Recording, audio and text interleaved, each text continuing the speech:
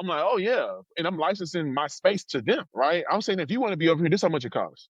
I don't need you to do what I'm doing. Again, you called me. I'm minding my business over here doing what I'm doing, right? But I know that everybody wants to be around Gen Z, Gen A, Gen Beta. That's where all the money's moving towards, right?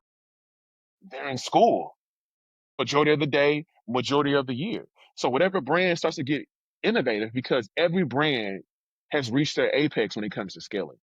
That is the issue. Why you seeing quarter by quarter where the sneaker companies are like they're not really moving the way they need to. Record labels are not moving the way they need to because y'all have reached our apex in this model of y'all's business model. It's done.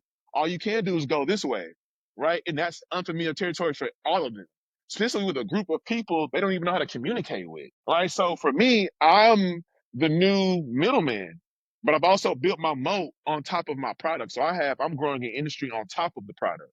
So I'm able to leverage what I'm doing as agency services for these enterprises.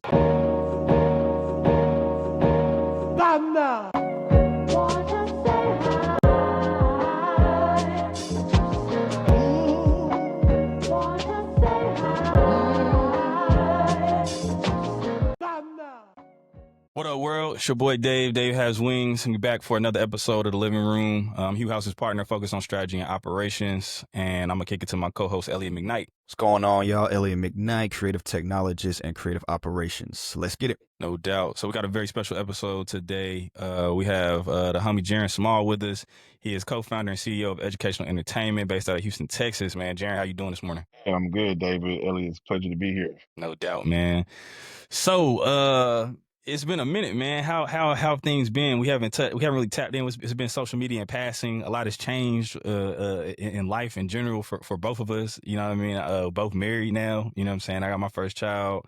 You've kind of evolved the suite of businesses and organizations that you operate in, man. So just how you been, bro? The last couple of years. I just want to open the floor to just check in on you and see how you been, how you doing with all the new titles, roles, responsibilities. What's up with you? Man, I've been good. I've been busy. It's been a roller coaster. I've gotten married, so I've been married now for like a year and officially like 6 months now. No Welcome to kids the yet, fold. but right. We're definitely tracking that way. When it comes to the business side of everything, I mean, we've grown into a full blown social enterprise now. I think when we first connected, we were running our nonprofit, Let Just Do Live. And that's where our mission is to fund and equip disadvantaged youth and communities through workshop programs and cultural experiences. And through that, we were developing our flagship program, which is now our flagship product, Reading with the Rapper, where we enhance literacy through music, content, and technology. But then now we've kind of like laddered up to our parent company, which is our label and for-profit education entertainment that allows us to take all the entertainment and commercial practices to change the education landscape commercially. Nah, man, that sounds incredible. Incredible. You're already doing incredible work, but I think it's always interesting to see how over time, when you stay down and you're able to make those tweaks to the business model and make those tweaks to the approach, how much more efficient things got, how much more scale and impact, you know what I'm saying, you can have. Before we get too deep into the conversation though, we normally kick off every guest episode with the same question, which is, how did your childhood living room shape who you are today? So I want to toss that to you to see what that brings up for you. Yeah, my childhood living room was filled with electronics and toys. A lot of colorful. Just I remember like there was a lot of colorful things in my room, and I was always gravitating towards like production and media and things of that nature. So my parents always like bought cameras and let me use things of that nature. So my first company, I was a production company. So I was directing music videos, documentaries. I went to school for all of this. And so it was just always, I would say, open and inclusive to my thoughts and the things that I wanted to do. No doubt. Where'd you for the folks who aren't familiar, where'd you go to school at? Yeah, so I went to Prairie View A&M University. I was fortunate enough to be the student body president there, 2011 through my term. I graduated fall 2012. I majored in mass communication and a minor in marketing. And that's like where I met my business partner at Douglas, who's actually from Brooklyn, Elliott. So it's funny you say that you stay out there now. So he's from there. We met at PV and we started everything a year after we graduated in 2013. So it's been almost 12 plus years of us being in this thing, man. Nah, man, that's love. headed towards 2 decades on building a dream, you know what I'm saying, at this age is very, very rare. You know what I'm saying? A lot of times, we both probably got a lot of homies that have like bounced around different corporate jobs, probably changed industries 2, 3, 4 times, which is nothing wrong with that. But I think, again, the kind of momentum that you build by staying down on the mission is really kind of telling. You know what I'm saying? So you mentioned that you kind of started off in a production company. Obviously, you know, Hugh House is a creative studio celebrating artistic and cultural practice through tech media and events. So I'm curious, what was your initial kind of like creative practice or even cultural practice related to it? So were you behind the camera? Have you always been producing? Like, what has always been your role as it relates to like creative industry, or how you think about interfacing with your time in this space? Yeah, I mean, I think to give you that full answer, I have to kind of go back a little bit. Like in high school, I Let's was do it. really fortunate enough to be in this media academy. And I was there with Travis Scott's DJ Chase. So we were both there in Hightower, but we were learning the full gamut of like broadcasting from radio, print, television, marketing, directing. We got to choose, kind of put our hands in everything really early. So when I got to Prairie View, I already knew what I wanted to do. I wanted to be a film director. I wanted to go to film school. I wanted to do movies and, storytell at a high level.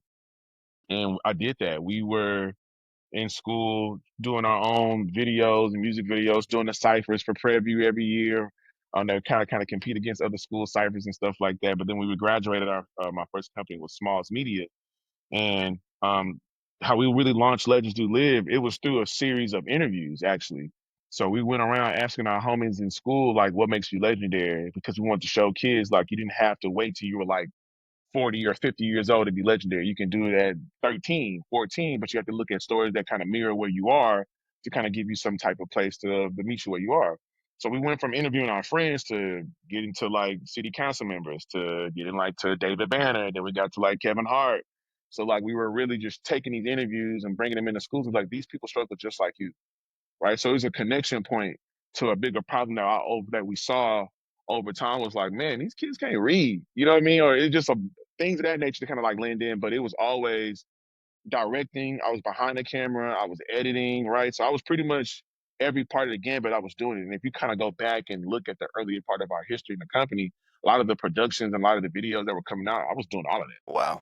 Nah, that's what's up. I think we've been, yeah, we've been talking about a lot of different things related to just like creativity and labor over the last couple episodes. So I think that's like, or even just we had an episode we recently talked about like creative exposure and how like important it is in terms of like, we were talking about how like, at least I say, I feel like people who are kind of further along in creative careers is usually because they have like creative parents or some type of creative exposure early on that lets them reinforce it and kind of introduces them to it from an industry perspective, not just from like a hobbyist or a skills perspective.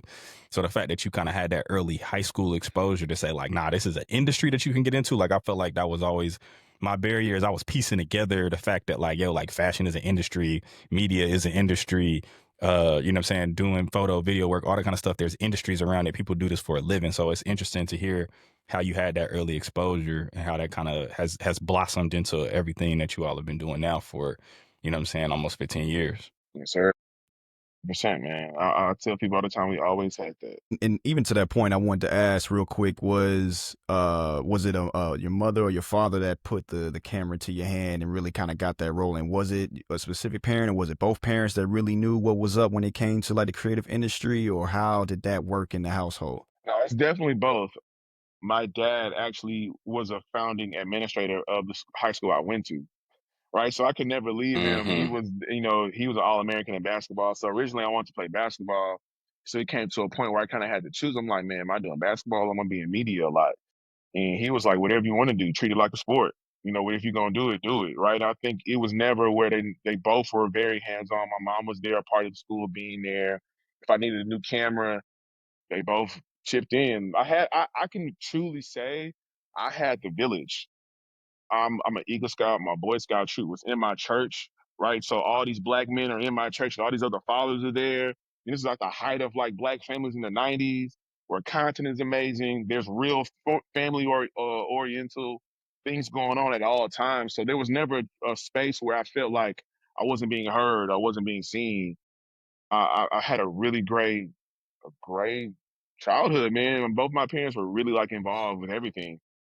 very inclusive. They've been almost married now for almost 40 years now. So I've always watched stability on my grandparents, my immediate parents. I've seen the things that I needed to be exposed to it the right way. And I think not even just from a creative perspective, just from a community perspective. I've just seen that when a community Yep. leans in the right way, what happens? Absolutely. Nah, absolutely. That's and that makes a lot of sense to just like your approach. You know what I mean? For sure. My bad. You got something else, Elliot? Yeah, no, it was one part. It's funny enough that he brought up Chase B. Just because of when he was learning in those formative years. And funny enough, Chase B was actually like 1 or 2 years ahead of me in college, and he was one of the first people that I actually saw that was like close up. That was like, oh, you can do this in real life. So to your point, Jarren, like the situation of you having that at home, my situation was a little bit different where it was like, okay, I had to go to where, or was close to the industry or close to where people where that was a little bit more normal were at. And I felt like at the time, that was at Howard, and I was able to go up there and I just saw like the whole, like when Al Farrell had just dropped, and you just saw like bro on campus one day, and then the next day it was just like psh, and it completely changed, and that kind of wired some in my brain like, oh, this is really real, usually because this was at a time where the internet wasn't what it was today, and so you have to actually be there to be able to see these things. So that was like a lot of like that proof was very important and informative for me in my personal journey to be like, okay, if you do put the work in, if you do put the time in, you can be like in these spaces and it's someone that's close, someone you can touch and have a conversation with and be able to see like the growth and the progression. So that was just an interesting piece, and just knowing like that connection and seeing like, going from say Houston to the East Coast and building it up within music, fashion, media, whatever the case may be. It's just being able to see that and having a witness to the reality and how real it can be for you. It just kind of changes everything in terms of how you approach it, instead of it being like a pipe dream or something that, like, oh man, it's like a 1 in a million shot. I don't know how I'm going to do this. It just makes it feel more real. You know what I'm saying? Percent. For sure. So, coming out of school, you came out of high school, you got that exposure. It gave you a real sharp focus going into Prairie View. And so I want to kind of double click on your college experience a little bit. I think it's one of the things that we definitely have in common is, having those student body president terms underneath our belt and being involved in campus from a major way. I'm curious. I want to go in 2 different directions with it, so you can take whichever one. I want to make sure we back into both. Is one, I want to talk about how that kind of like some of those more like polished or like formal experiences like doing student government kind of shaped your perspective. And then also I want to touch on, or I want to hear about, what were those kind of like early projects that you were working on campus? Because, it's always funny. You can always tell who the mass comm majors are on campus because they always running around, especially back then, they running around with the bricks, you know what I'm saying? Or they running around with the sticks, you know what I mean? And you're like, bro, okay, that's a person's a mass comm student because they filming a short film or they're doing something for campus newspaper or something like that. You could always tell who the mass comm folks were because not everybody was running around with DSLRs like they probably are now, or even just the iPhone, getting it done off the iPhone. But yeah, I'm curious about like just that dual track, because I feel like that was something for me that was like being able to experience both in one space, like being able to do the culture, do the video, do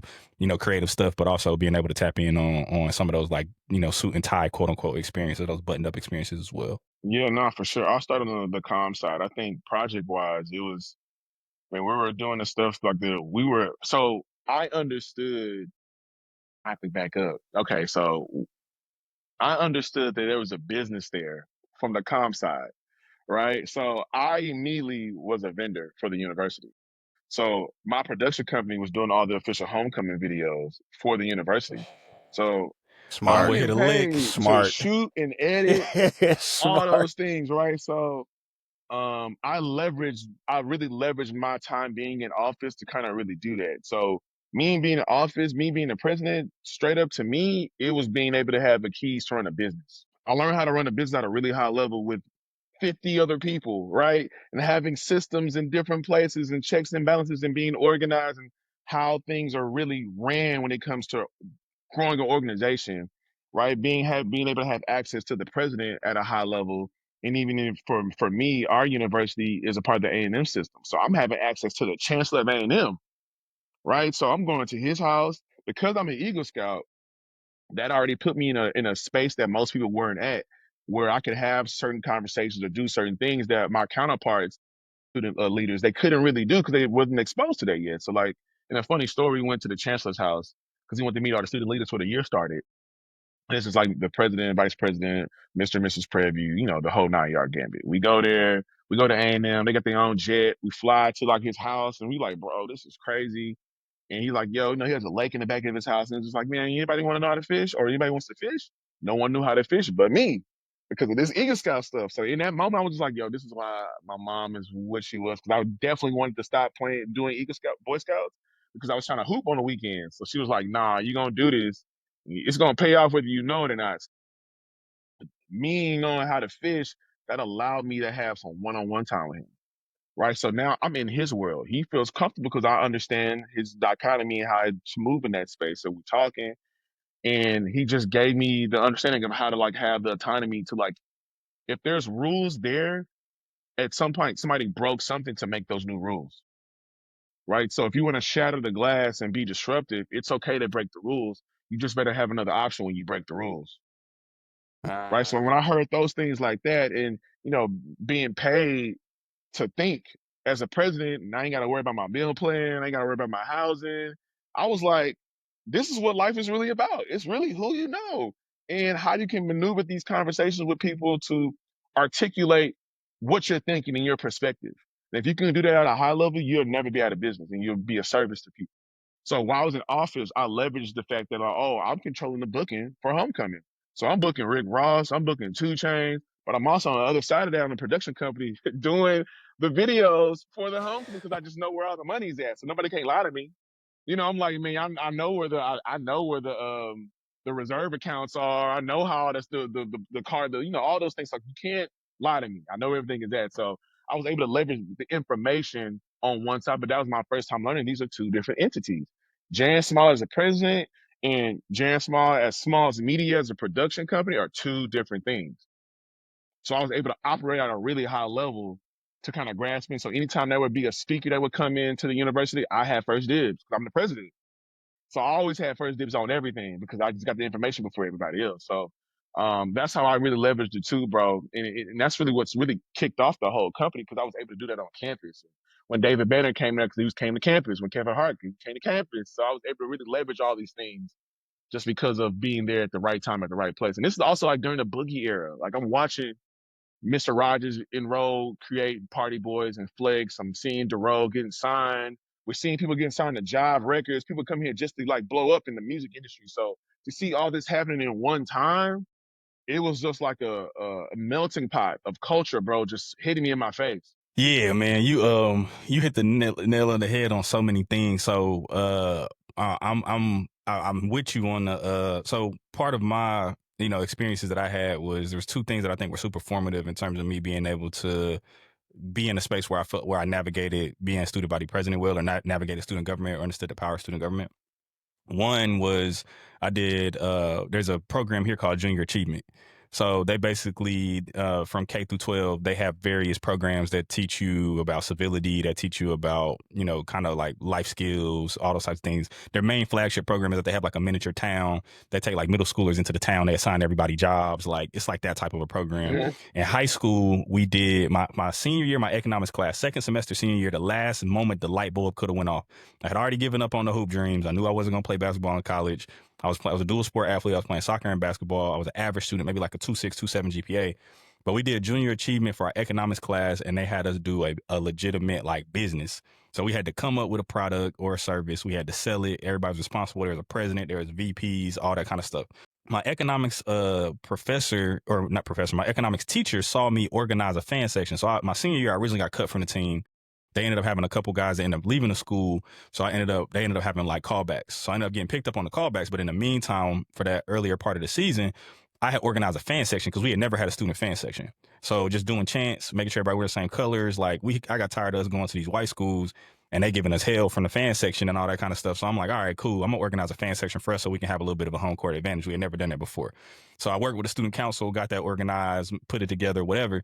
And she saw that and she was like, yo, like you are a leader, you're influential, people listen to you. At this time, I'm thinking like, I'm just an average student. You know what I'm saying? I'm not super popular, also not lame. I'm probably one of the only people that's really on the streetwear, so I'm a little fresh when we not in our school uniforms. Like I got a little bit of cachet, but people know who I am. It's a small school, but I'm not like, you know what I'm saying, top of the social ladder type situation.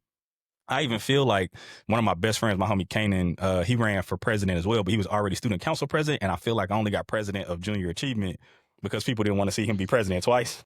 Oh So, my God. so I did junior achievement, and that kind of unlocked just like some innate kind of like business skills, right? Like I was like, oh, we're gonna go to the bank and get a bank account. Let me throw on a suit. We're gonna do like it. Just these things started to show up. I had to my high school was tied to a church, so at the time the membership might have been like, you know, on a Sunday you might have 3,500, 4,000 people in the dome, and I had to go down to the front and talk about what we was doing with junior achievement because my classmates were selling in the lobby. So I had like, you know, a 1 minute, minute and a half to talk in front of like 4,000 people.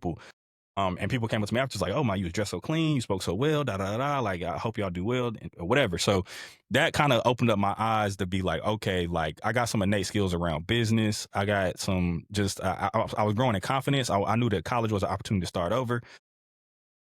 Once I got into, again, some of that kind of informed my confidence. And once I got into student government, a couple connections, got connected to honors program, all that kind of stuff, it kind of put me in position to your point, when you're talking to the chancellor, when you're doing this, when you're doing that, it really kind of rounded out that experience. It's like working on both sides of the brain, because I had a little bit of a different route because I interned with the Department of Energy my sophomore year going to my junior year.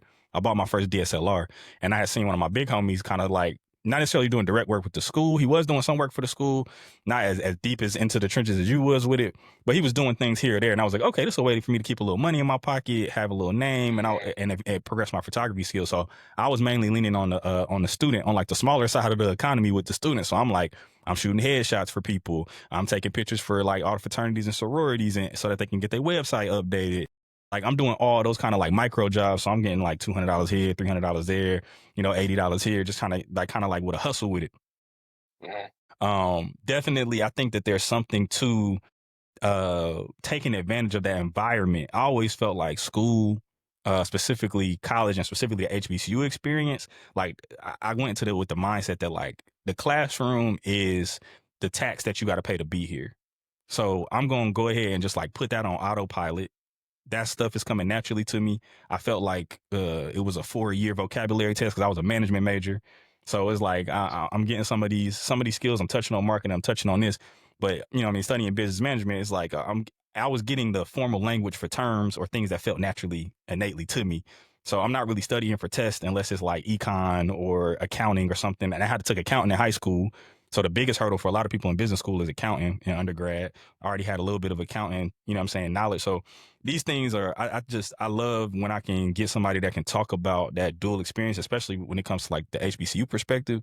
Because then also once I got into student government, to your point, like we are part of the UNC system at Winston-Salem State. So we had ASG. So we had the Association of Student Government. So once a month, I'm meeting with all the other SGAs across the other 16 institutions. And then the president of that body sat on the board of governors, you know what I'm saying? Which is informing, like putting, you know, student perspective into what's happening at the BOG level for all of the students across the system. So that really hit me to the nuance of politics and how, like, I'm like, okay, cool. You can see the schools end up in voting blocks. You got all the small white schools, all the HBCUs in one voting block. You got your mid people that you got that are essentially swing states.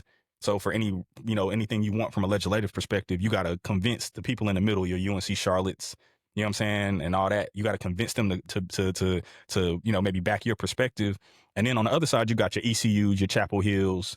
You know what I'm saying? But what tripped me out was we would be in these meetings arguing for 3-4 hours trying to draft this piece of legislation. But afterwards, we all going back to the host hotel, everybody turning up, everybody kicking it. It's like we wasn't just like, you know what I'm saying, on the other side of this issue. And I'm like, if we doing this as college students that are in government, I already know what's happening at the higher levels, on the higher rungs or the higher pegs of the ladder.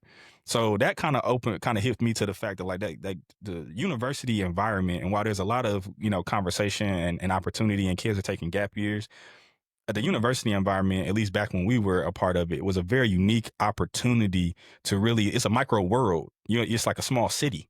You know what I'm saying? Like running a university is like a small city. So to your point about running a business, like budget $150,000. I got 30 people that are reporting to me once you talk about all the class councils and once you talk about all the like Mr. and Mrs. and all that. So it really is like, I really felt like I ran a small business on top of getting the creative experience with the photography, on top of getting some of the like, sitting on the board of trustees and having to vote on different things and understand what's happening at a very high level and seeing how the state politics was influencing what was happening at our BOT level. So, yeah, man, I appreciate you kind of sharing that experience because some of the Yeah, I parallels. mean, I think like I would say all my foundation really came from Prairie View. Like when I did my TED talk, I attested to like everything unlocked at Prairie View for me because I struggled with my because of basketball and in my K through 12 experience, I struggled with standardized testing. So my scholarships for basketball went away. So I was like a kid. I didn't know where I was going, right? So me going to Prairie View, which was a blessing, I just made a promise to myself, and God was like, "Yo, if you let me into school, I'll do what you need me to do." And he was like, "If I let you in, I'm gonna need you to turn up." And that's just really where it was. And like, I took everything so seriously, and I think that was the time where I actually got the foundational root of how legacy really works, and how, if you know how to mobilize people, what you can do. Like, I did really well at Prairie View. My name's on a couple of things there, right? The statue that we have that these kids take pictures on every day, that is there, right? But we were able to leverage that and say, like, yeah, I'm gonna put my own 40K up and go to the president and match me, right? So we're not asking for things. We're building leverage, and then even how we I think I was probably like one of the only presidents that were able to like give ourselves a referendum fee to build something that we wasn't going to be able to see, to touch. So Mm-hmm. our new rec center that's there now, we charged ourselves a fee to build that's there now, which kicked off us getting a whole new football field. So it's like all these things I just saw like, man, bro, what happens when people just can get centralized to one idea in one conversation? What can really happen? Right? And people think that it takes money to get things built. It doesn't really take that. That's just a tool within the equation to get it built. But it really takes the aspect of can you mobilize people to think on one level and to move in one level. And when you do that, that shit's powerful as hell. There's nothing you can really do about it. I told the president at one point, I said, respectfully, you work for me. And he was just like, "What are you talking about?" I said, "Hey man, if we don't get up and want to come to school tomorrow and pay for y'all classes, ain't nothing paid. So Yeah. when I call you, pick the phone up. If I email you, email me back, right? Because at the end of the day, it's like customer service. And when I got that in his head, he understood like, yeah, you different, and you're making your class the same way. Right? And I feel like we need to have a voice, and we won't be quiet because we're coming in with facts. We're not coming in anything with hypotheticals and things of that nature. So I think he got the right group that year, and it was just a really beautiful time and special time there. So I attest everything to my HBCU roots just because it allowed me to also just see there's black people are not monolithic. Yep. Right. Bro, that is a huge one. That is a huge, like I tell people Uh, all the time, you walk on campus and you see like black people that's, you know what I'm saying, on some goth mode stuff. You see black people that, maybe grew up in affluent areas and dress a certain way. You see black people that are, coming from the trenches that, the traditional thing that everybody kind of equates to blackness, unfortunately. Like you see the spectrum and this broad spectrum and it really opens your eyes. And then on top of that, for me, like at the time, Winston had a African American studies requirement. So that was my first time being exposed to anything pre-slavery from a historical perspective. So now we're going back to commit and all these different things and really understanding the continent and then kind of bringing that into a contemporary context. It really cracked my head open, bro. I really felt like there used to be a meme go around all the time to talk about like, my first semester at HBCU, my last semester or my first year after my first year at HBCU, they come back with a dashiki on and they got the, you know what I'm saying? They got the red in their eyes and all that kind of stuff. It really is. It can be you like get a that. sense you get a sense of knowing, like you get Yeah. that sense of knowing yourself. I think that's the biggest thing I walked away with. Like I have a full scope of who I am Mm-hmm. as a human being, as an individual. Yeah, you can't tell me otherwise because I have the complete confidence of all of that through the process of what all the stuff that I went through. So Yeah. no, my collegiate year was great, man. It was so important too, so important. The last thing I want to touch on in that, and that I used to say all the time, especially when I was first getting out, and I would go back and lecture at different schools or talk to kids. Like I felt like nothing is going to prepare you to be black in America like an HBCU experience, and even down to the stuff that people complain about, right? Because people would have Mm-hmm. complaints about like financial aid and how things are slow or customer service or this, that, and the third. And I'm like, bro, you think it's going to be any different when you go to the post office or when you go to the DMV? Or when you go to like any of these other spaces where you're gonna have to like stand in lines and don't nobody want to do their job. Not to say that should be the standard for our institutions, right? Like I want us to do better, be better. We shouldn't be, dealing with financial issues and all those types of things. But I'm just thinking about, again, if we're treating this campus like we're like a world, right? You're going to have those inconveniences. You're going to have to figure out how to handle your paperwork. You're going to have to figure out how to advocate for yourself. You're going to have to go up there and handle those meetings and talk to make sure that that financial aid person knows your name and will handle your case personally. You know what I'm saying? Like, it makes you put in that extra work and take that extra step. And then once you do that for a year, the next 2-3 years, however much you got left, you lit. They're like, oh nah. To your point about what you said to the president, they're like, I don't want to have to deal with this one. I don't want no smoke from him, or I don't want his people's calling up here. I don't want none of that. Let me make sure that this joint is straight. And that's how it is in real life. The squeaky wheel gets the oil. You know what I'm saying? So Yeah. you really got to be able to Man, advocate for yourself. 100%. 100%. I would say, like, I know one story when I was president, we had what's that? The State Fair Classic. We played Grambling in Dallas every year. And at the time, my campaign manager, his girlfriend, she was one of the dancers for the football team, and they had just dropped her classes for that day. She walked in my office. She's like, "Jan, I dropped my class." I'm like, "How much did you owe?" She owed $2.50, right? And I was like, "Hey, this is what life is. When you sign this contract, did you read it? Did you see the deadlines you had to have the stuff in, right?" And I think the biggest thing what HBCUs teach people, whether they subconsciously or consciously know, is their first real level of independence. Ain't nobody gonna hold your hand. Ain't nobody, the illusion that you think somebody's gonna hold you because you're coming out of school, like where everything is kind of being still like, coddled to you in some way, and things are free. Your mistakes, you can do it again because there's no cost to it, right? The government's paying for it. In this regard, if you mess up, you got to pay for it again. I think it's your first harsh lesson of like real life independence. So I would agree, bro. It is the prerequisite of life. Yeah. And it's still a safety net, right? Like, at the end of the day, you ain't Sure. about to be homeless, right? Like, you ain't about to be, in most cases, you know I what I'm saying? In mean, most you cases, can. in most You cases, can. it's possible. It is very It's possible. very But possible. It is I very think, possible. I think that definitely is. Let me acknowledge some privilege in It's that very possible, regard, bro. because it is. Like that is Yeah, you do very have possible. non-traditional students. You do have people that are like working and going to school. So it is 100% possible. And there are people who are, Like if you can't pay your yeah, financial aid in time, bro, what are you? yeah. What are you It's gonna like do? being Yeah, evicted. yeah. You You're gotta go being home. evicted. Yeah, that's real. That's real spill. Real spill.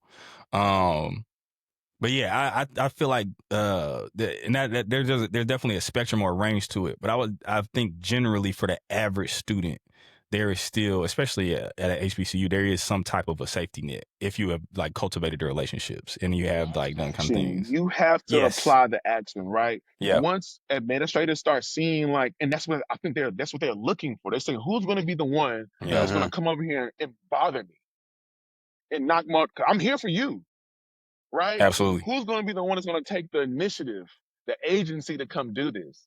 And the ones that do that, then you start to see like, hey, next time, call me, right? Before that happens. And you're like, oh, wait a minute. This is how life works. You be like, oh, so Right. now you hit your hit your homeboy in the financial aid office, or you hit your like, yo, blah blah blah, and you don't have them same issues because you sit there and introduce yourself, you put yourself out there. Most people just walk around just complaining about the problem Yeah. with the idea of changing it and not really wanting to actually physically go change it. And I think that's what the hook and the illusion of universities are for, right? It's like the rails are here, but we're not going to tell you that they're here. The help is here, but we're not going to tell you that we're going to help you. Who's going to come seek out the help? Yeah. No, that's real. That's a better way of contextualizing it for sure. For sure. Okay, cool. So that was college. College was lit. You came out with the idea, or you came out already running a production company, which is just like my block is knocked off at that fact. Said you were doing a lot of music videos and things like that. Talk about the first, 3-4 years of the business out of school. What were you and your partner Oh, thinking man. about? What was life like? Just give me a little context, and then we can build in and start to get into the enterprise that y'all have now.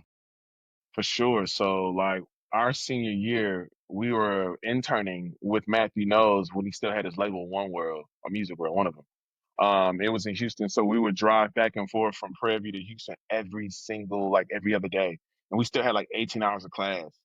Right, we were really over here like, and they were just like, "How are y'all doing this?" We just like, "Yo, bro, we trying to get out of here, and we kind of know what we want to do." And we were going back and forth, and when we graduated, we had full-time jobs offered to us, and we just didn't take them. Parents was looking at us like we was crazy. They was like, "What are y'all doing?" Like we were just like, "We don't want to do that. We've already been we've we've tasted this independent berry, And we like, Yeah. why do we want to go back from this, right? So we like, this is what it is. So my family being my family, like my aunt was like, yo, there's this house we got in South Union, so like in the middle of Houston, inside the loop, third ward, prominent black area, right? I mean, honestly, down the street from our church. Around the corner, she's like, yo, three of y'all can move in here. Because we started the company with three of us. One's from Chicago, Julius, and then Doug's from New York. So we all made at Prairie View. Julius was like a screenwriter, majored in minored in Spanish from the south side of Chicago. Just like very just like, what? Why would you Eclectic. choose to do all of that? He's Yeah. eclectic as hell. Doug is over here leading the first like FM radio show back in on campus and literally having people listening to the radio. And like kids, we're in our dorms, listen to the radio, listen to the show. Right. But he's over here fighting for the show because they never gave us a student show. So they ended up, because of that, they had to launch the digital side of radio, which he spearheaded because we were just all being knuckleheads, being disruptive. So we moved into the house. My aunt was like, yo, y'all give me $500, I'll pay the utilities for y'all. So y'all got the three of y'all split $500. It's always that one aunt. We could not do that shit. We could not do it though, but we couldn't do it. Like when we had the whole White House, when we moved in, we had the whole like 24 people in the company because we were like, man, you threw parties on campus, so y'all gonna be over marketing. You did this, so y'all gonna be over this. So we were literally just applying what we were doing on campus in real time. We just kept doing it. And so obviously that fizzled out because we didn't have the cash flow. We didn't understand that part, right? And I think us coming out the gate, our first business out the gate was the production company, but really it was a foundation. So you got to imagine coming out the gate and your business model is to give away money when you need money, right? To grow, right? It's like, why would you want to start a nonprofit coming out of the gate? And I'm gonna get to that too. And it kind of launched everything, which was the really genius moment of everything that we thought about. So when we had our production company, he was like, man, okay, it's an LLC. You know, you're trying to go get funds and do those things. And then we start peeling back. You like, man, we con majors. Like, what does LLC stand for? It was like limited liability. So we're just like, why would a bank want to invest something that's limited and liable? And then it's the most tax framework of a business. So you really can't grow. So I'm over here like, this is weird. We need to reimagine some of this stuff. So we shut down Smalls Media as far as the business and we moved it into our foundation. And we were like, man, a foundation allows us to grow, but in a different way. We can have equity because we're not giving away anything because they're just making donations. Right? We're able to get in front of these brands because they legally have to give money to 501c3s. So we were like, oh, we need to figure out a way to make sure that our story lines up with their outcomes so we can unlock that money. And that's what we're trying to really start doing, where we start taking our interviews, but they was like, oh, we want to have this presented by HEB or presented by a brand. And we're like, we're going to take this into this school, which is we know the demographic you want to be around. We learned all those things. So we were like, all right, let's start applying that. And that's when everything just really started taking off. And we were like, man, we're going to run our nonprofit like a for-profit. We just got tax cuts, tax benefits, right? And so that really spearheaded everything for us. But it was tough, bro. Like, we were going to eat burgers. We're going to Popeyes on Tuesday because they had the special like 2 for $8.9. You get 2 pieces of chicken for like 89 cents. So we would go there and just get a bunch of chicken, Yeah. bring it back home, make it rice, and have like collab meals and just be figuring it out. I mean, when one of my family, they own like a burger joint around the corner. We would go there every day and just get free food. So they just told us to stop. They're like, yo, stop coming, bro. Like, y'all are like really overextending y'all welcome at this point. And so at that point, you know, we over here just having no bread, but we're creative and trying to we're being stubborn. I'm not gonna go work for nobody. I'm not gonna do that. I bent the knee and went to go sub. Oh, So okay. I went to go substitute Got you. at a middle school, and Doug went to go do a high school. And that's when I was like, we need to be here. This is it. So I started showing those interviews in front of my class. I was just like, hey, every Friday, if y'all do what y'all do, I'm gonna bring somebody cool. I'm gonna bring one of my homies here to come talk to y'all. Which I need y'all to do what y'all do during the week. Right then and there, I was meeting them where they were. I didn't know that, right? I was buying in. I'm like, yo, what do y'all need from this person? Just me telling you something. And the principal was like, bro, how do you get them to behave? Because this is like middle school. I'm just like, bro, I'm just listening to them. You know, one kid, he was supposed to be in 8th grade and just always disruptive. And one day I put him outside the classroom and I'm like, hey, bro. And I cussed out. I was like, yo, what the fuck is wrong with you? And he was like, you can't talk to me like that. I'm like, bro, what's wrong with you, bro? You know, and he was just like, he could tell I was genuinely caring for him. He's like, yeah, you know, my mom's in prison. I don't know why. And I'm like, oh, no one's ever asked you why you're acting out. They just tell you to be quiet and just put you like an ISS or shoot, right? It never got to the root of the issue.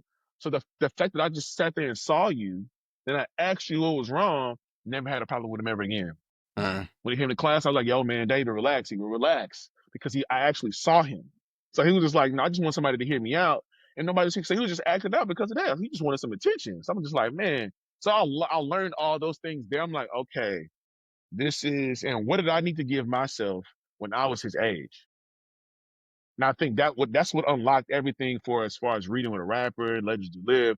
What are the things I needed in high school when I was going through and I couldn't come to my parents and talk about my failures? Even though I had both my parents in my life, I don't think sometimes parents understand that they can put subconscious pressure on your kid to be great when they're pushing things on you when you don't know when adversity comes, you don't know how to communicate to them because they're saying what you can do.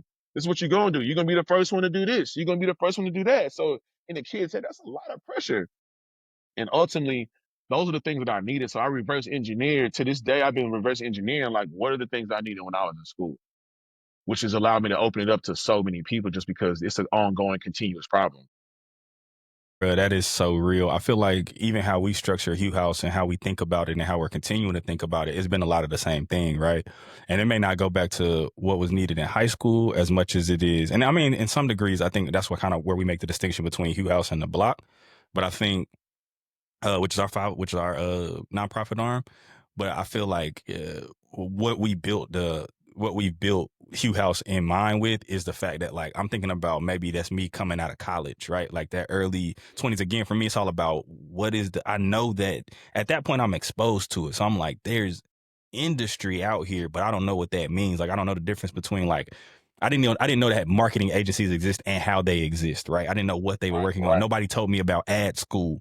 Nobody told me about art school. I knew we had graphic design majors, people that was majoring in art, but I'm like, what do you do with that? You know what I'm saying? I understood that maybe marketing was like art and business a little bit coming together, but it wasn't like crystallized in a way. And I feel like Hugh House has been a response to that and been building it in the same way. I feel like all of us, if you're doing anything entrepreneurial, I feel like it may evolve over time, but the spark of it is usually, you know what I'm saying, some type of response like that. Like I'm really just talking or creating stuff for my younger self.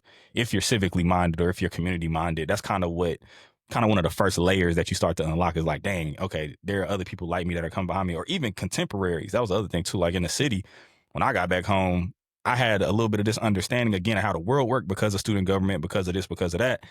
And I started to go into these different rooms and ask these different questions and go to the foundations and start to figure out like, yo, like, how come this ain't being invested in? How come this? How y'all saying this, but this ain't lining up with this? And what about the investment in this? And we, you know what I mean? Like, how come we can't get access to do this over here? Like, so I just was just this young black kid popping up at different forums, you know what I'm saying, in sweatpants and sneakers, asking these like really pointed questions to like city leaders and people that lead nonprofits and foundations. They're like, who is this guy?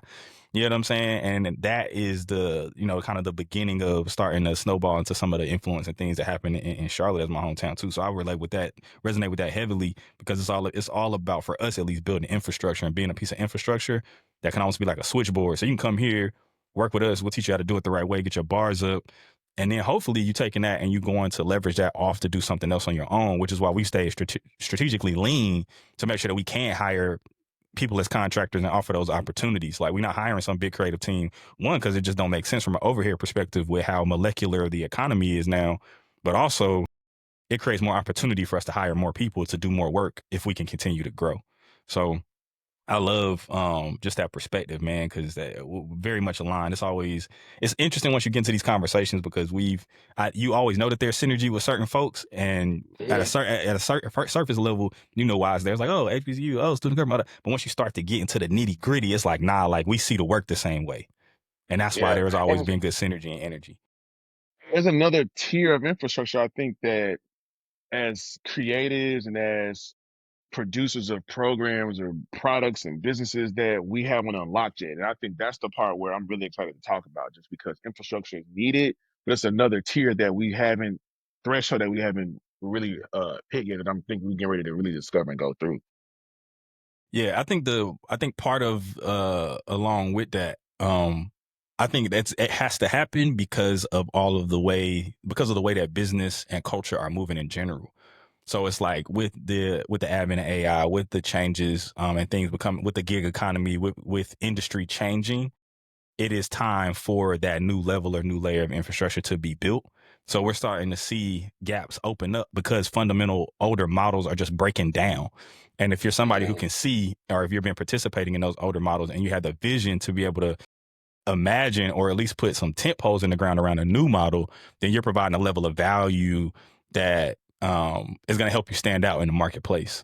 With that, I think that's a pretty good segue to talk about how the company has evolved and what y'all are working on now.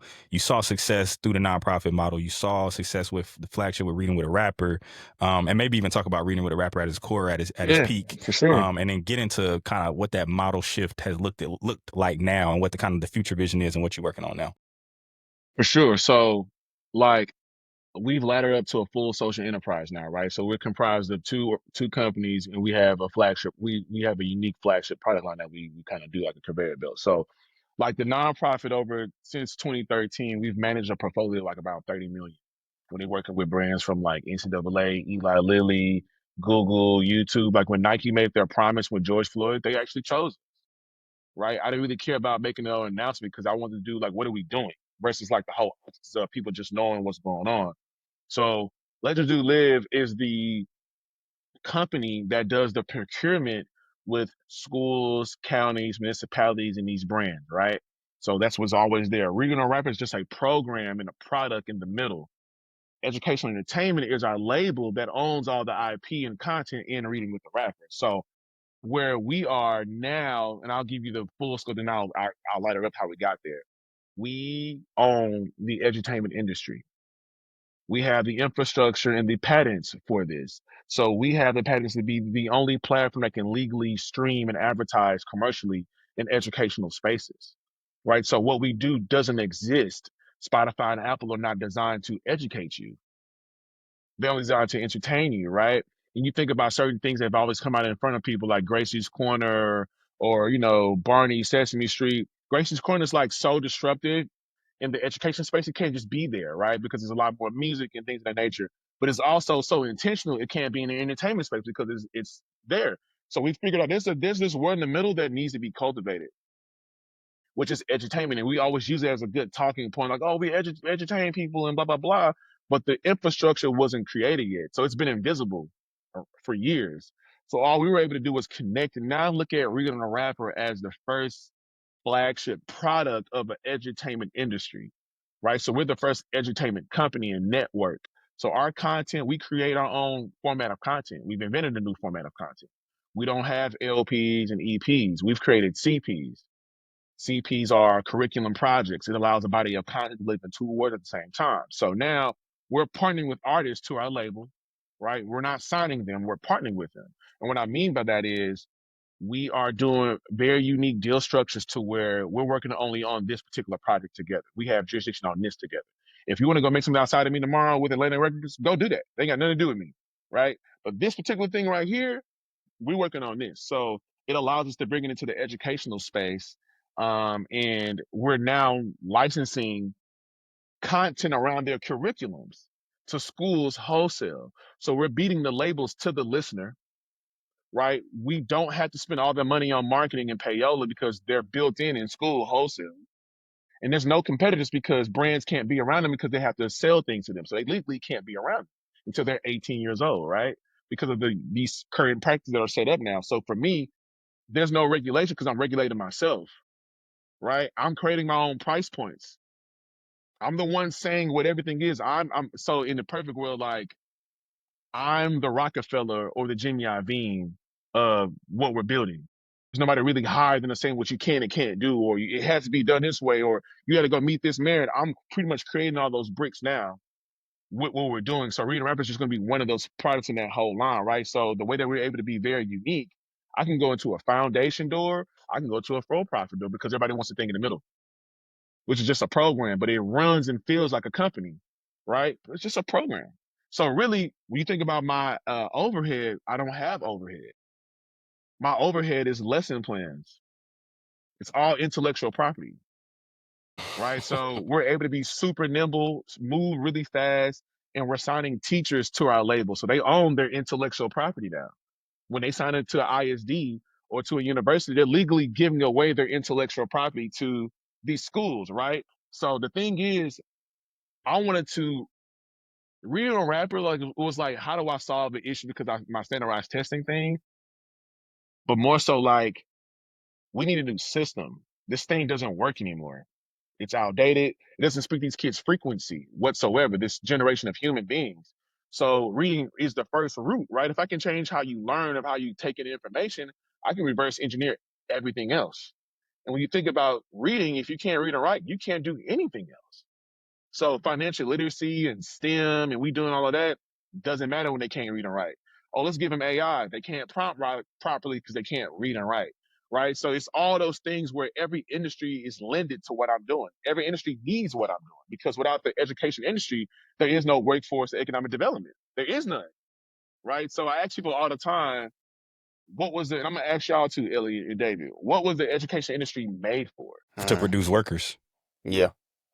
Exactly. Yeah. Right. And so if we can answer that question first, most people don't even ask that, like, yo, what was this even thing designed to do? So it's doing what it's designed to do. It's not designed to make us critical, independent thinkers. No. That's not its job. It's made right? to pipe So, people in the factories. You need to be able to like, you know what I'm saying? It's for you the need to be able to, and industrialization also just era. the socialization of it too. Being able to sit in a spot, do a thing, respond to the prompts of moving around different spaces. It's time to go to lunch. It's time to go do this. Like whether you want to say, some people will go as far as saying it relates to preparing people for prison. Some people, but all of it is industry. It's industrial complex. Yes. It's thinking, Yes. highest thinking. Yes. And I'm gonna tap into all them type of layers, bro. Like, yes. So even when it comes to the school to prison pipeline, that starts in 3rd grade, right? We were fortunate enough to work with the NCAA when they came here to Houston, and they was like, yo, we want y'all to, and these are companies calling us, help us reimagine and reach the Final Four. And we over here like, okay. So we sat down with them, the CEO of the NCAA comes in, and we meet with him. I'm just like, I'm curious, like, why do y'all start 3rd grade? Oh, this is when they start actually doing the school to prison pipeline. That's when you start testing. So off the standardized testing, that's their algorithm to determine what's going to happen, right? It's not designed what job you get into, a career pathway. Most times the schools have to pay for the test. So even if the school doesn't get funded based on kids taking the test, the schools get funded on kids just coming to school. That's it, right? So even as parents, when we say, I want my kids to go to public school, you're ignorantly consenting your kids to the government, right? The government funds it, so they run it. It doesn't matter how much you want to go into the hall and protest and talk and they legally have to listen to you, but they don't legally have to change anything because they own it, right? And so I think it's those things of like, how do we have leverage as a collective? And I was like, man, Black people, we don't have leverage because we don't own anything, right? And a lot of us are creating products and we have businesses, right? But I'll ask y'all a question. Name one Black billionaire that owns the industry they're doing business in. I saw you put that on Threads. I literally saw that on Threads yesterday. Nah, none. Right? Even Robert Smith, amazing, but he doesn't own the finance industry. He's a part of it. Yeah. Right? He still has to go through regulation. He still has to make sure he's meeting maintenance because not he'll get consequences for what he's doing and things of that nature. Even though he's private, he still has to go through some infrastructure, right? That's already preset before him. And I think that's the ladder that we're missing. It's like we've already been creating all these bricks. That's great.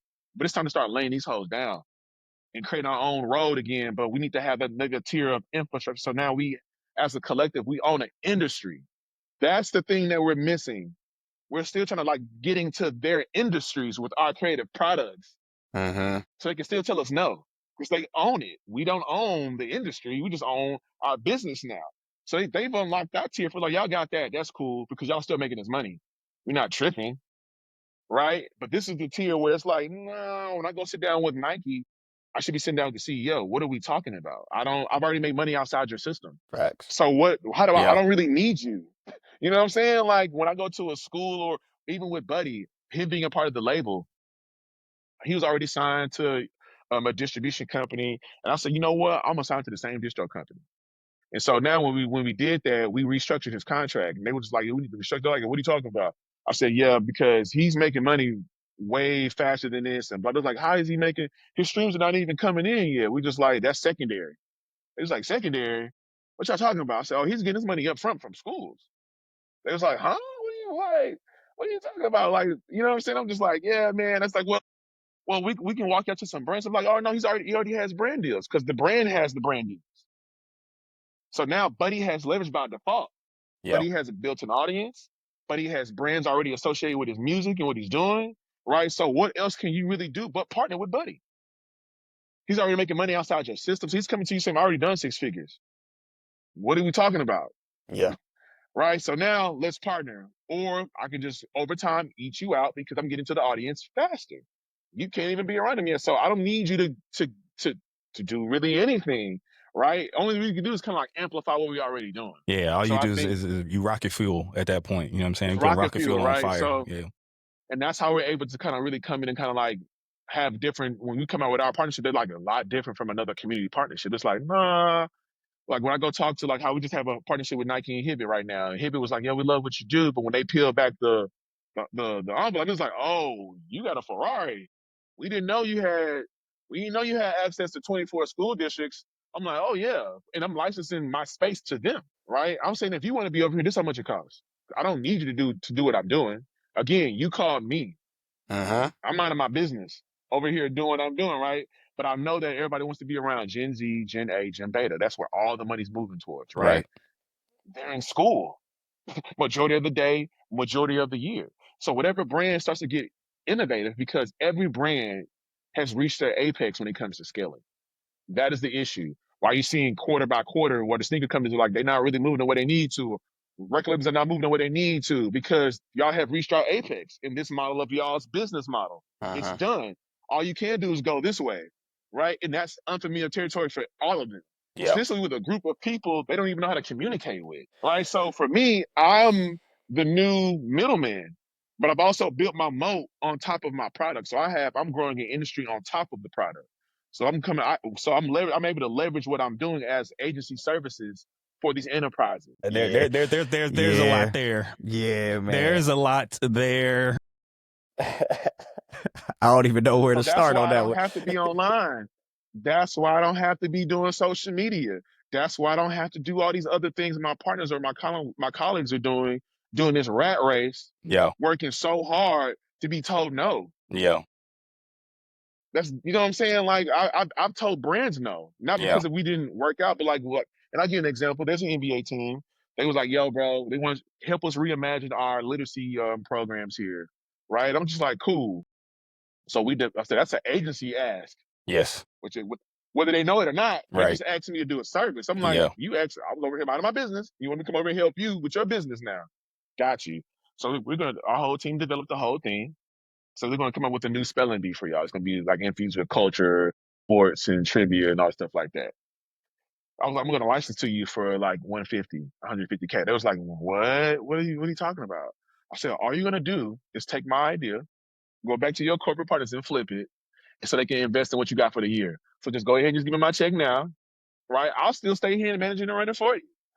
You know what I'm saying? But they were like, how dare you charge us and we're the other for the NBA. I'm like, yeah, but you called me though. Y'all should have a problem. You know what I'm saying? So it's not my fault that y'all run y'all nonprofit. It's not my fault y'all run y'all nonprofit in this very archaic dinosaur way. Yeah. I run mine like a not. I said each one of my programs generating a 6-figure. We're not each program. Yeah. Not the whole year. They were just like, what are you talking about? I'm like, so there's a new dawn, there's a new day. If we can move forward or not, I'm not going to lose no sleep. Right? And they didn't know how to take that, right? And so I think you start to get these brands to be like, wait a minute. That whole hype in once you're cool, we're going to come bring our brand to you. That's gone. Yeah. That is gone. I'm trying to get brands to understand like y'all are at a point where now you control what cool is. So wherever you put the microscope is going to be where it is. It doesn't have to be on the traditional influencer or the artist anymore. Mm-hmm. I'm going to start making teachers the new influencers. Bro, when you said sign, sorry to cut you off, but when you said we signing teachers to the labels and they own their IP, like Elliot, you was like, I don't know where to start. That is where I want to start. Coming from a family Let's start of there. educators, I'll slow down. Let's start there. That cracked my That head was a bar. open. I really want to understand, like, head open. Yeah. I need to understand like the back end of that, or just one, how'd you even land on that, you know, and how that conversation goes, and just, because I have a couple of my older cousin actually is a teacher as well too. So I was thinking about that as well. He teaches in Atlanta, and I'm like, man, what if he could have control? Because he teaches history specifically. He's like, okay, what if he had control of that? Because traditionally, like teachers usually don't get a big piece of the pie, and it's like just flipping it. It's like a complete opposite end of the spectrum. And being able to license or have packaging of your lesson plan, it's like that makes so much sense. And it was like, why has that never been done before? And it could really set you up for life. The thing is that it happens, but it's happening in microcosms too. And Jarren, you're probably familiar with some of these models because the teachers are so under resourced that they're flipping stuff to each other on these different platforms. So like you'll have a teacher that has a good idea around the curriculum, around different things, and they have like third party platforms where it's like, yo, pay me $100, pay me $10, pay me $25 for my lessons plan and for my IP. You license it, download it, whatever, you can use it. And so there are peer-to-peer platforms where teachers are licensing their IP. But what he's talking about in terms of connecting them to different brands and being able to bring it to scale, now you're talking about taking it from a situation where it's a peer-to-peer, where you got to get every single teacher to be able to leverage this idea to the point where you're taking the teacher straight to the school district and it's getting licensed across the school district. And they're getting compensated from that level, which is like that, bro. I'm telling you, when you said that, I was like, yo, you're getting it. So essentially, like, we started reading a rapper with a teacher. So one of my homegirls, who her name is Jeremy Gant, she went to Prairie View. She's an educator, she's been educated for like 10 plus years here in Houston. We used to always just be chopping it up. And she just always complain about how school, just like from her, like, yo, this is just killing me, blah, blah, blah. I mean, listen to her. I'm like, man, you're the teacher I needed when I was in high school. So I was like, yo, how I even made Reading a Rapper, I'm at Prairie View around 2018 during the summer because I'm working for this organization called 4-H, and it's funded by the USDA. And they go directly to like the livestock show and rodeo and scholarships, stuff like that. It's a lot of free programming for urban communities that people don't know about, like robotics, coding. It's free. They come to schools and do it completely for free. So a lot of our counterparts, they know about this. They have access to this, right, in this whole world, and we really don't. So in Houston, you could have agriculture, like you could be like in Third Ward, somebody has a horse, bro. And they don't even know if they organize themselves properly, they can maximize that. Really, they can make money off that. So we were in schools doing all that stuff, and these incoming freshmen were like, yo, they were coming there to get ahead before their freshman year. And I'm just like, hey man, what do y'all not like about school? What would you change in school if you could? Right? And I think that's the first step. I actually asked the group that we're trying to impact, what do you want? School's not fun. It's not engaging. There's no experiences. Nobody actually listens to us. Nobody misses where I'm like, okay. So let me ask y'all a question first. Do y'all believe in time travel? you talking about me and Elliot, or this is what you asked them? Yeah. Do y'all too, do y'all believe in time travel? Metaphorically. Yeah. You're right. Okay. So Pete, when you go talk to your grandparents and you ask them about what happened in the civil rights movement or what happened, they're giving you information that you would never ever get because you weren't there. Mm-hmm. So they're transporting you back into a time, giving you information. I'm like, okay, Heard. man, okay, cool. When you go talk to your daughter, David, when she starts to get ready to talk, you're gonna ask her a question. You be like, man, I never thought of it like that, because her mind is it's there, right? It hasn't been tainted by reality yet, by classism, by racism, by none of these social constructs. She's freely just thinking, right? And we are in the present right now, right? So all I did was go to the future and ask them what they want to bring it back into present day. I went to the past and asked, like, yo, what didn't work for y'all so I can not do that shit again, right? So I was like, all right, cool. Now that I have what I need, I have almost the secret recipe to engage kids and teachers, because I just asked them, what did you want, right? And I had the power in real time to create it because of the tools of Prairie View, all those things that we just talked about, right? That just kind of mush up to where we are. Being able to direct, right? I'm able to still storytell at a high level of running a company like the CEO. That's directing. So I may not physically do anything because I don't have the bandwidth, but with our productions and how we're doing that, we're still doing the same stuff. I say that to say we made that, and I watched the Migos interview of them reading a Dr. Seuss book in a rap cadence. I was like, yo, this is a thing. They're using figurative language. I don't even know if they they're doing it or not. So I called Jeremy. I said, hey, I got this idea about reading and rapping and blah, blah, blah. I said, but I need you to make a curriculum around this because they're going to tell me no. So I go to go like, anything they hear rap, they're going to be like, no, nope, not happening. But with her, designing the curriculum, she made sure that it met the state guidelines, science of reading, all those little things to where you can't tell me that it can't work because I work with the professional to wrap it around. So for us, I'll say, okay, who's going to be my C-suite? I can go get these traditional like high level executives from these different companies. I'm like, no, teachers. They're in my C-suite. They're the executives. They're the professionals. How I'm going to tell them what to do when they went to school for something I didn't even go to school for? That makes no sense, right? And so I think that was the way we changed it to where when they signed with us under our label, we're launching our Read and Rapper Academy, so our own school. So what that really is broken down is they have their own micro schools, and so we are now categorizing them as entrepreneurs. And so, what do you need to really run a school? All you need is space, a kid, and teacher, Yeah. right? The government provides the space. The government provides the kids. The government provides your paycheck. So essentially, that's why you just, oh, it's all come on in, let me sign up and like give away everything because y'all are giving me everything for me. Essentially, in this fashion, we're saying, when do you want to teach? How many kids do you want to teach?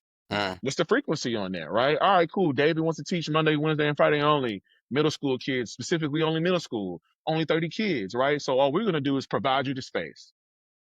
Do your thing, right? It's almost like a barbershop now. So at that point, it's a three-way split. The house is getting what they need, you getting what you need, right?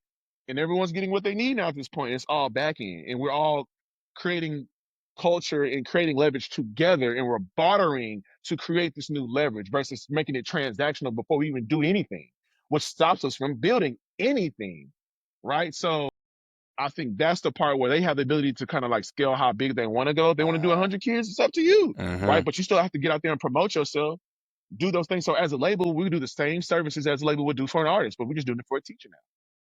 And so the artist in this equation is more of a support system. We're saying, hey, bro, I want you to understand that this it's not about you in this manner now. Reverse engineer all that. But so when we got with Buddy, before we partnered with him and before we signed him, I was just like, do you want to be impactful or do you want to be famous?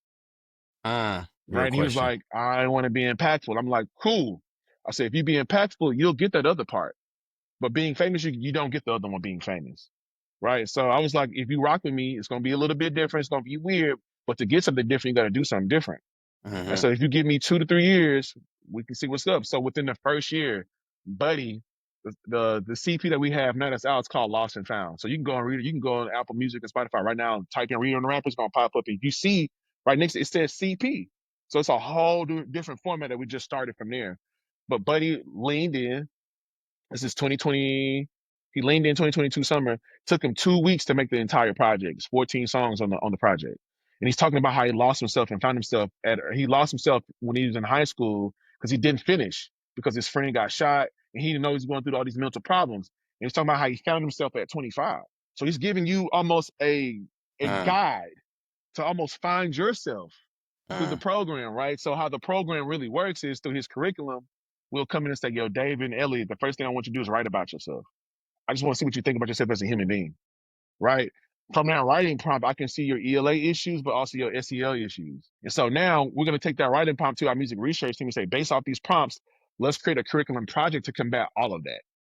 So now the artists, we sit down with the artists, the teachers, the EP of the CP, right? So they're the executive producer, like, hey, yo, buddy, make sure you have these things in there. You got to make sure you're making sure, do your thing, technically, right? But make sure you have these literacy devices in there, right? Boom. He took him 2 weeks to do this whole thing. Then we come back and say, okay, for another 2 weeks, we're going to focus on what Buddy is structurally saying and calling that back to you. So whether it might be inferencing, mood and tone, whatever their issue is, we're going to come back and do those lesson plans for 2 weeks. Then you're going to come back and write about yourself again. So I see Instagram how you just structurally writing now about yourself. For another 2 weeks, what is Buddy talking about? How does that correlate back to you? Why you getting in trouble? Why you want to come to school? Or whatever the issue is, the music is going to be the medium for that. Then you come back and write about yourself again. So I now see how you socially feel about yourself now.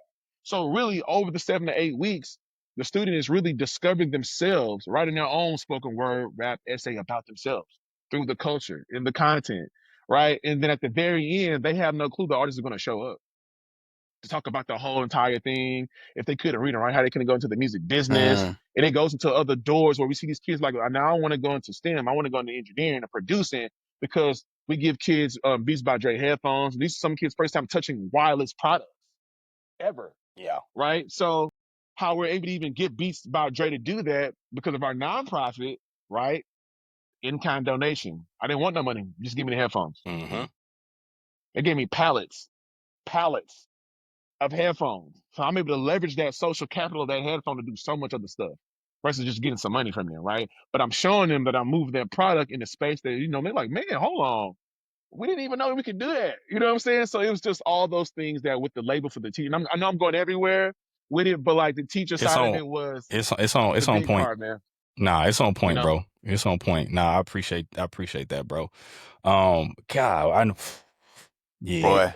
Boy, I wanna do a little bit more, but we are like at time. You know what I'm right. saying? So I want to be mindful of everybody's time. I'm Just good. I mean, I'm good, bro. I got no rush. So when you hit me, I said, I've been waiting to talk about all that because this what I had. There's no way you can compress it into an hour. nah, for It's sure. just Nah, Nah. it's a absolutely, lot. absolutely. We have to, and I wouldn't even attempt to do that, right? Like I think part of it is again just being able to get some tent poles in the ground and create that curiosity for more people to be able to reach out to you. Like that was the whole premise behind us even creating a pod in the first place. Like one, we want to lead into the Mhm. media space for what we doing, but also it's like we know some people that are doing some insane work. And to the point of this conversation, some of the homies that we know are doing insane work, we don't know how insane the level actually is of the work that they're doing. So we wanted to make sure we had a space to just, again, if I was to come to Houston and we was just to kick it in your living room and I'm like, yo, what's going on with you? What you talking about? Like, how you feeling? What's Yeah. going on? Like, this is that type of conversation. And yeah, bro, I'm just grateful that you know what I'm saying, accepted the invitation to come in and give Yeah. us some insight into the world and everything that you're building, because this is unlike anything that I've ever heard. And it's getting my wheels turning to the point where I'm like, bro, we got to go blow up the block and start over because we Bro, done we done I took it hope all in the so. wrong direction, bro. We gotta And that's why, we and that's where I want people to understand. Like, I think we're treading in waters where a lot of our cultural icons right now, they're not seeing it because they're not at this level. I'm at the ground level of this. I also understand how it feels to be at a global level. Most of these global brands want to be local. They just don't know how. Yep.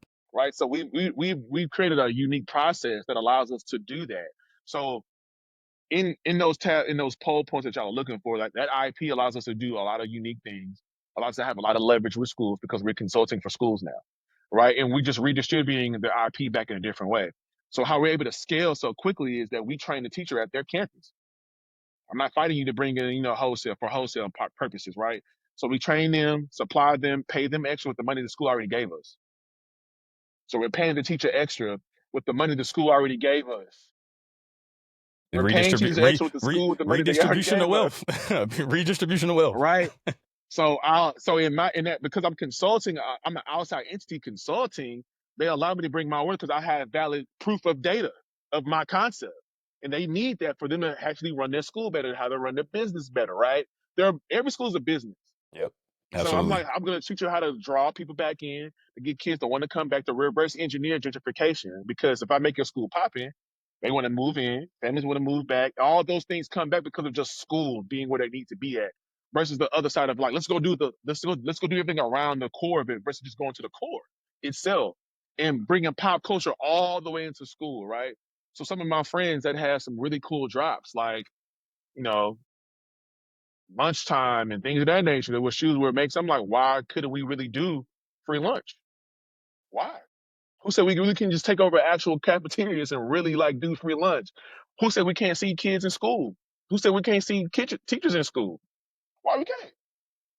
Right now, I think we're at that point where we're breaking those barriers and showing brands that we can move product through our program as well, easier. And actually, you can spend less and get a bigger upside, Yeah.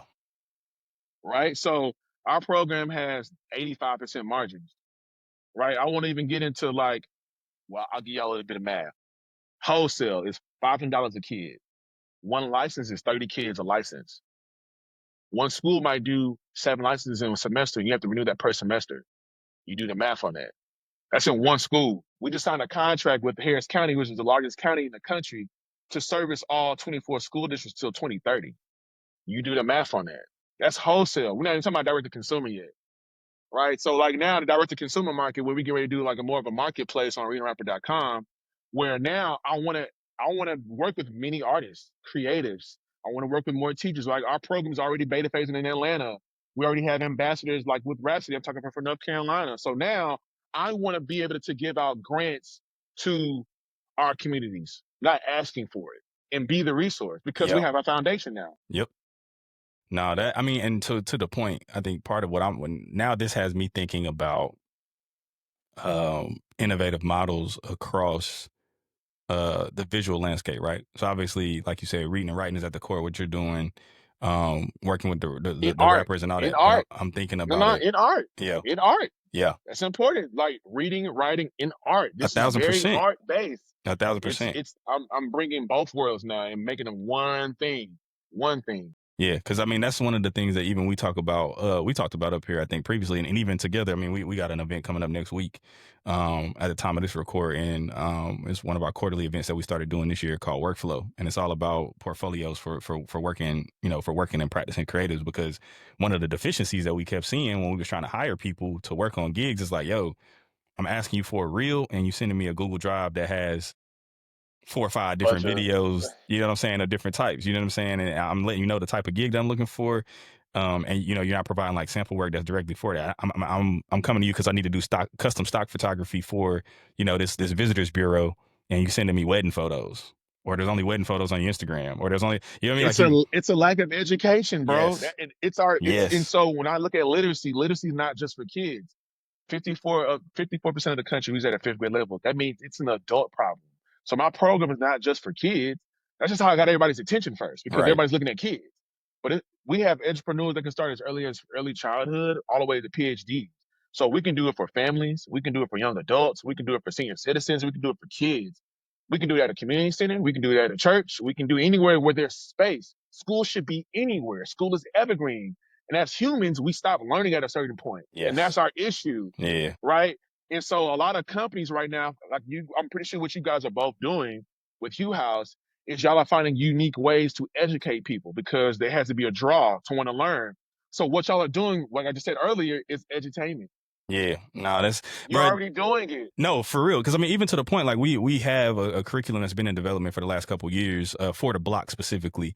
Because our insight was just the fact that like when you go to art school, when you go to study a medium, whatever practice you end up coming out with, whether it's dance, photography, design, copywriting, whatever you go to school for on a creative sip. Even if you go to ad school or something like that, a lot of times you're still missing intangibles that allow for you to interface with the industry. So you may come out with I'll make a very specific example to what we got going on in North Carolina, right? So obviously we have the kind of like the CTE track, right? So career technical education. You got a kid that can come out of a high school and be Adobe certified. So they know how to use everything from Premiere to InDesign to Photoshop. They know how to use everything. And now, not to mention everything they got going on with Adobe Express, everything that's tied up in that Adobe ecosystem, right? So that's a part of the core curriculum. You can come out Adobe certified. Nobody's talking to these kids about freelancing. Nobody's talking about building brands. Nobody's talking to them about how to stand up their initial, LLC or set up their initial corporation. Nobody's talking about the difference between those business designations. Nobody's talking about how to file taxes once you do that. Nobody's talking about anything. So we're continuing to push down, or like the economy is restructuring to a point where we are now putting those kind of like real life kind of not desires but needs on these folks who are 18 years old, right? We're removing the college piece, right? And it's not just about, it used to be all the trades, so HVAC, all that kind of stuff too. We're starting to see that come back as well.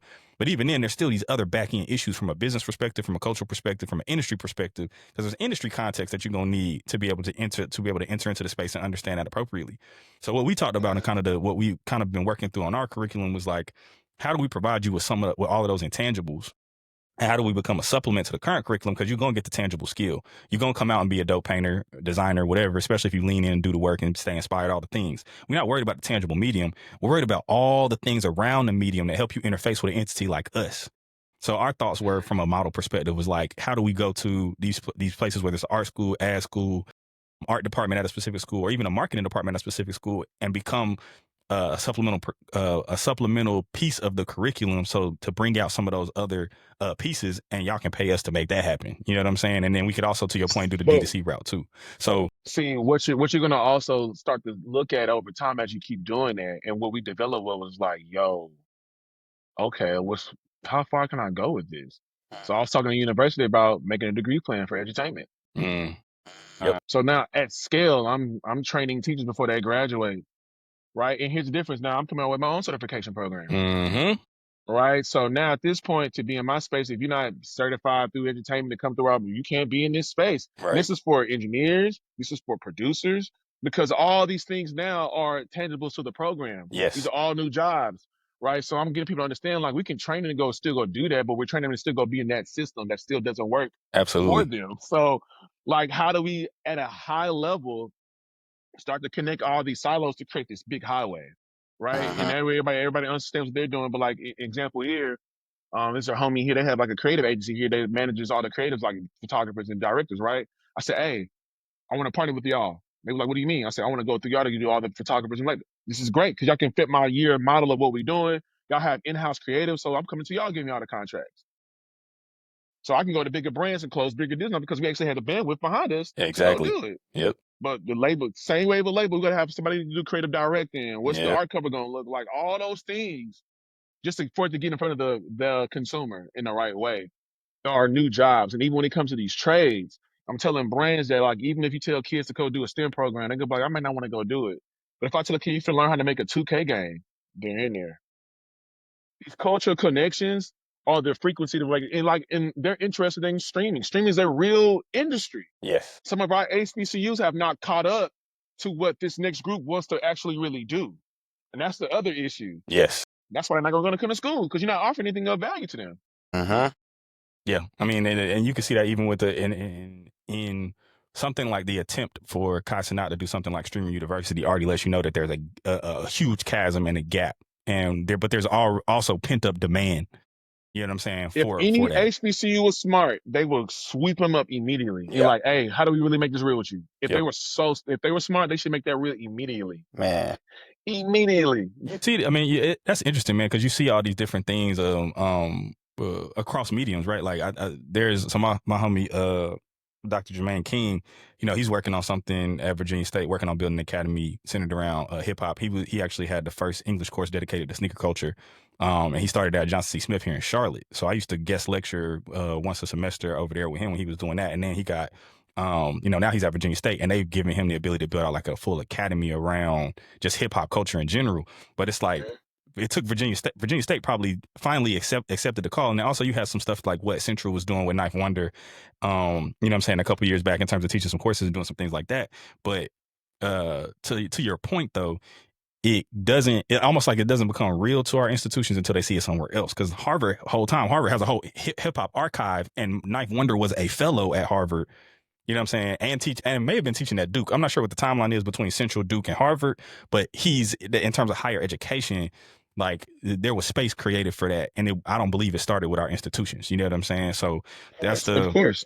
That's the other thing, to your point about like to the innovative piece, and to the point of like seeing those opportunities and being structured and being open to be able to go after those things. Institutions in general are very slow to that, you know, and then not just higher education institutions in general. So where you talk about, like, we do a lot of work in the art and culture space. So even talking to museums and trying to get them to see the difference in programming, like, not everything can be a panel, a screening. We have to, if you want bodies in this space, if that's what brings value to you be able to get these dollars, you have to rethink how you're going to do your program. You have to rethink how you do community engagement. But innovation is so hard to talk about. You have to physically show it. Yes. And I think that's why we've been successful, because when we do demos for Regan Rapper. So I've done a demo for city council members and the mayor. I've done a demo for principals and I treat them as if they're the kids. I never do it for kids because there's no need. I know the kids already like it. They like it, yeah. It's getting the adults to understand, like, hey, there's one part of it being the academic rigorousness of the program, but also we just need to have fun, bro. Like, it's just like, we just need to have fun. School's not fun. When you make it fun, they want to come back. And so when they go to the program themselves and they see that they're having fun, like we have them like, okay, stand up in a single file line. When I tell you to go in this room, don't touch nothing until you sit, like, really like kids, mentally putting them there. When I point to you, Get up, tell me where you're from, where your name and your favorite rapper. Right? You see your mayor get up like, oh man, my favorite rapper is Rakim. You be like, whoa, because you kind of like learn who they are Right. based off their artists, and they don't even know in real time they're having an icebreaker learning each other. So we do demos, and I think I mean, that's why I think we've been able to have a lot of success with the artists that we've had, been like kind of like to beta phase stuff with over the last like 5 years. Like Meek, I approached Meek right after he got out of prison in 2018. I was like, hey, bro, if I told you that you can teach kids how to read and write, and you're giving them instructions how to stay in prison for your music, he was like, huh? He was like, yeah, and I showed him what it was. He was like, sign me up, bro. He came on Houston to his tour, stayed an extra day. The mayor opened up City Hall on a Sunday. The DA was present, and all the boys there, they were all on probation through the My Brothers Keepers Redirect Juvenile program. Puma was there, Microsoft was there, and you know the kids had no clue Meek was going to really show up. And when Meek showed up, you know, in front of everybody there, and he was just like, "You ever seen a kid that just looks mad?" They probably just are. You know, the mom could have passed away on something or whatever, and it was two twin brothers at a whole that they just was like not in it. They just like you could just tell they just was somewhere else.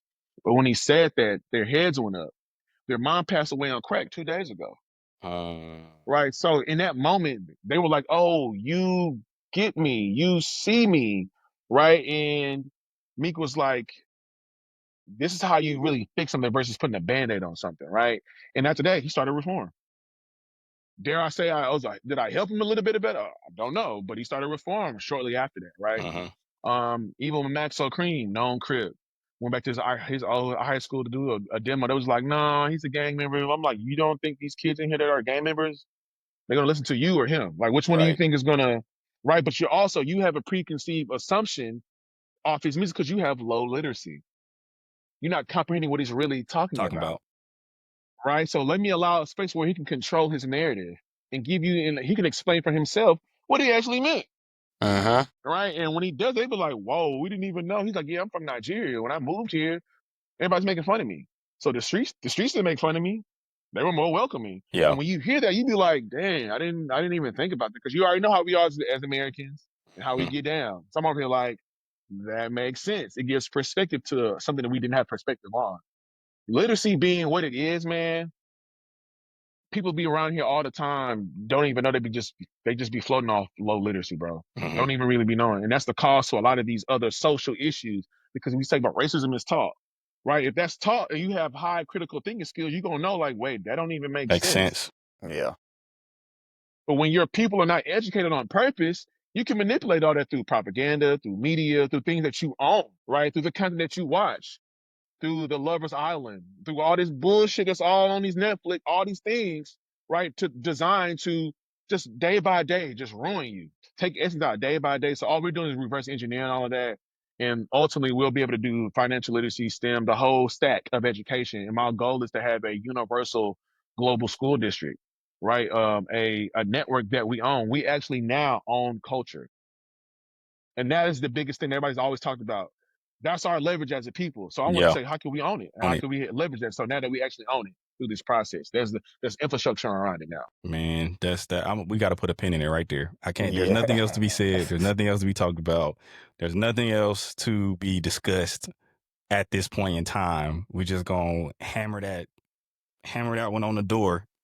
Yeah. We're gonna walk. We're gonna leave it right there, man. So now we appreciate your time, man. Geez, man, let the go ahead drop all the things where people can find you at, where you want, send the people where you need to send them, man. Let them know where they can get you at. Yeah, man, you can find me at Jarren Small. So it's my name, Jarren Small, on every social platform. As far as reading with a rapper, same thing. Reading with a rapper, readingrapper.com. And yeah, man, follow the movement. It's happening whether you like it or not. I'm just trying to make sure our people know that it's here. If we're looking for solutions, we have them. We don't have to be stuck in the idea of it. We can really do it. Facts. Elliot, you got anything to close out with, Brody?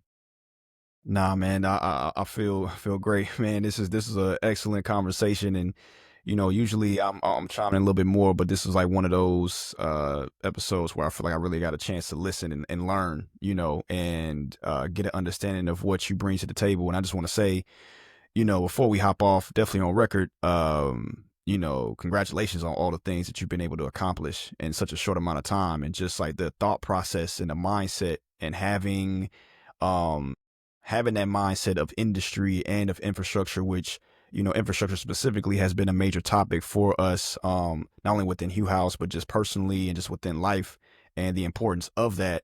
And seeing how you're connecting that and building that and flourishing that within, literacy, with the youth and with the education, it's just fire, man. Like that's a beautiful thing to see. So that's just like probably the biggest thing I want to say right now, man. If and yeah. Yeah, nah, and I, bro, to echo that, like you just made me think about something because also just because of the space is so adjacent, right? And I wanna give you credit for this, and I without throwing like I don't want to throw shade or throw salt at anything or anybody, right? But I do want to say that a lot of times when you talk about people that use edutainment as a model or talk about it, um, they take on the culture of the entertainment portion of it, right? Like it would be very easy for you to be like, yeah, I'm the edutainment guy and I'm sitting up here with a chain and da da da, and I look like the rappers and like leveraging it in that way. But and I mean, we talked about it before in terms of like your your upbringing and showing like you really rooted in community for real. It's not like, you know what I mean? Like it was like, oh, you came into this and now it just worked and now you know what I mean? So there's some perspective. You're grounded, right? And a lot of times I think in our space and in our culture, because folks aren't necessarily grounded, they start off with something that has really dope intentions, and then when it takes off, it ends up going in this completely different direction because those folks aren't necessarily grounded in those same things and in those tenets of community, of true culture, and what it means to kind of bring people together from a civic perspective. So kudos to you on that, bro. Cause like I said, it would be, I know many other people that would not steward this opportunity or steward this operation in the way that you had and in the way that you have and the way that you continue to. So I definitely want to just like, I want to make sure that that's highlighted as well, because like I said, it would be very easy for your whole perception online and for all those things to be like, you know what I mean? Well, what you've built thus Yeah, no, far, for sure. like, For sure. Yeah. For sure. like, No, we talked about having chains and all that. I was just like, we're gonna do that when yeah. that's what got us in this mess anyway. High key, man. High key. So yeah, man. Thank y'all, man. It's another episode of Living Room. Check us out. We are steadily on our path to get our 1,000 subscribers and 4,000 watch hours on our YouTube channel. So please, if this was value to you, go ahead, like, subscribe, please share. You can follow us at It's Hugh House at ITSHUEHOUSE and it's HughHouse.com. Sign up for our newsletter. And we'll catch y'all on the next episode, man. It's gonna be tough to top, bro. I'm gonna be floating on this for a couple weeks, bro. I ain't gonna hold you. Yeah, I ain't gonna hold you, man. but we need y'all to pull up. We need y'all to pull up anyway, man. But all right, y'all be good, man. Peace. Peace.